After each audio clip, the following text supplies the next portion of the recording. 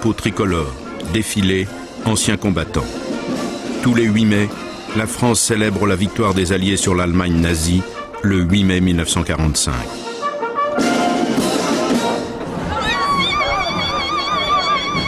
De l'autre côté de la Méditerranée, en Algérie, ce jour de gloire est un jour de deuil. À Sétif, le 8 mai 1945, pour avoir demandé l'indépendance de son pays, la population algérienne va subir une violente répression. Conduite par l'armée française, elle fera des milliers de victimes. Point de non-retour, blessure irréparable, cet autre 8 mai 1945 débouchera 9 ans plus tard sur la guerre d'Algérie.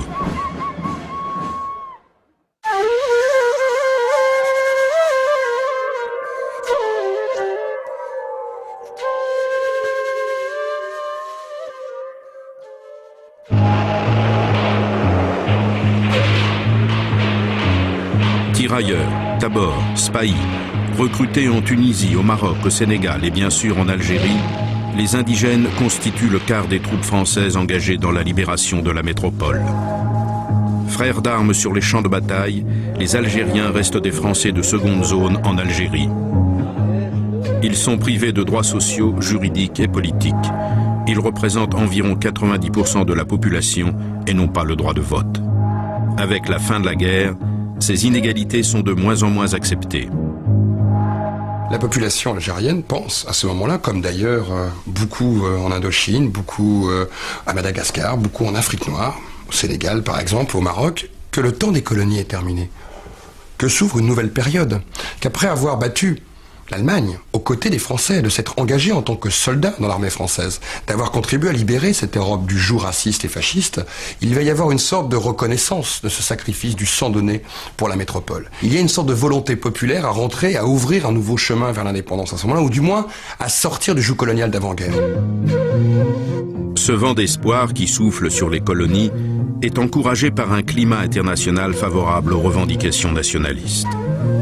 En mars 1945, 7 pays arabes sous mandat britannique créent au Caire la Ligue des États arabes et revendiquent leur indépendance.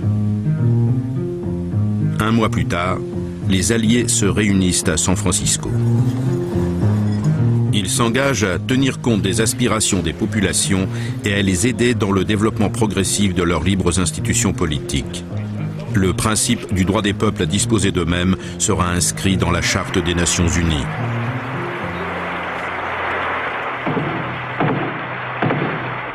You members of this conference are to be the architects of a better world. In your hands rests our future. If we do not want to die together in war, we must learn to live together in peace.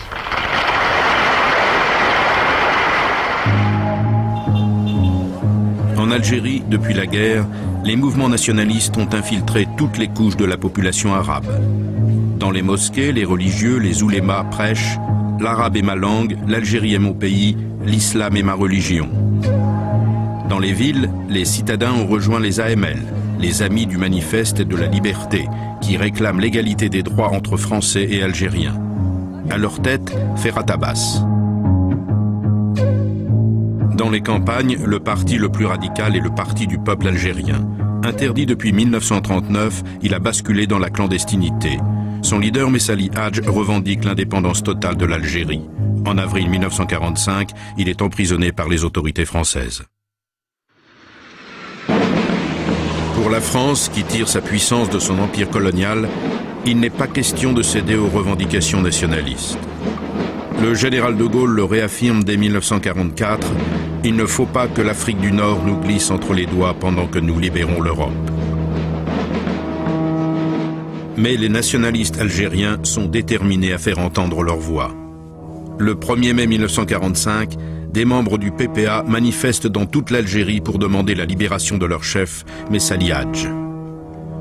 Redoutant des troubles pendant les célébrations de la victoire, prévues le 8 mai, le général Henri Martin, chef de l'armée en Afrique du Nord, opère des manœuvres à quelques kilomètres de Sétif, dans le Constantinois, le berceau du nationalisme algérien. Dans ce contexte agité, un peu partout en Algérie, Français et Algériens s'apprêtent à célébrer la victoire des Alliés. Du côté des dirigeants du PPA, le 8 mai est l'occasion de faire progresser à nouveau la cause qu'ils défendent. Étant donné qu'il y aura ici la présence des alliés, des armées alliées, des officiels, de la presse internationale, il faut marquer un grand coup. Et nous allons défiler le jour de la victoire pour faire de ce jour de la victoire notre victoire, celle du peuple algérien. Comment donner un éclat à cette manifestation? Il y aura des banderoles, d'accord, il y aura tout. Mais tout cela, c'est tellement commun, tellement ordinaire. Eh bien, que cela tienne. On prend du vert, du blanc et du rouge, et puis on se fait un drapeau. Je me suis permis de faire quelques esquisses. La majorité s'est déclarée pour celui-là, l'actuel.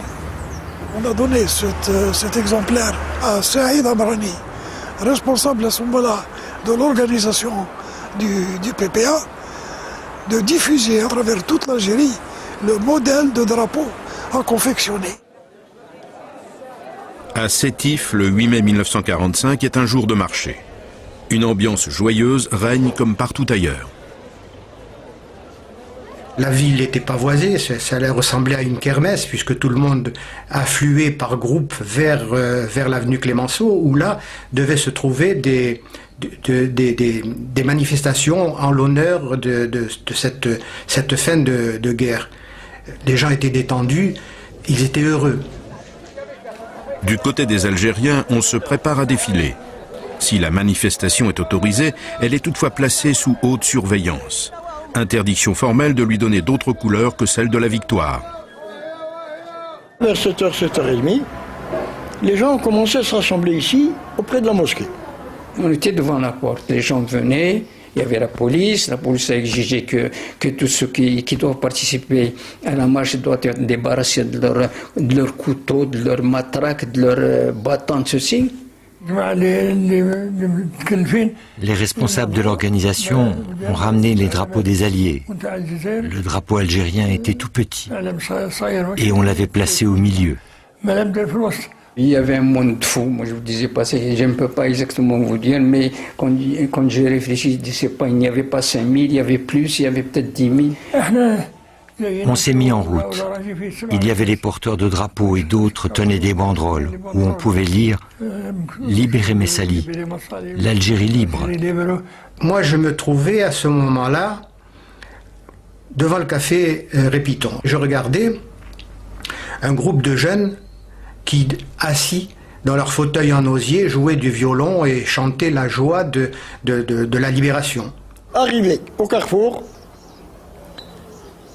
la voiture de la BMPJ, qui avait à sa tête le commissaire Olivieri et 4 autres agents, tous européens, sont descendus, ont laissé passer les scouts, sont descendus armes au poing, et ils s'élancent vers les porte-drapeaux. Ils étaient 2. Ils m'ont tout de suite attrapé. Ils m'ont empoigné pour m'enlever le drapeau. Et un jeune homme me l'a arraché des mains. Que Dieu ait son âme. Il s'est enfui avec le drapeau. Ils lui ont tiré dessus juste devant le Café de France. Après le coup de feu, immédiatement, c'était la fusillade. De tous les côtés, des balcons de tous les côtés. Quand ils ont tué le porte-drapeau, cela nous a rendus fous. Et on s'est mis à frapper les Français que l'on rencontrait. On entendait les fauteuils se briser, les guéridons voler, et puis ce bruit, ces cris, cette haine qui se manifestait de la part des Arabes qui refluaient.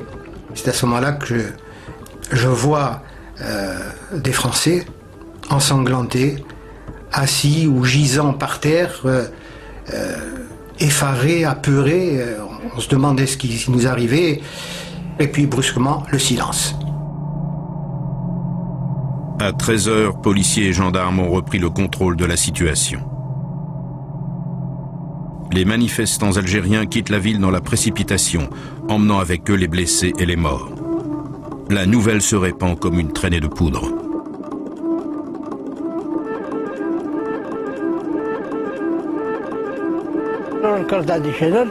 Le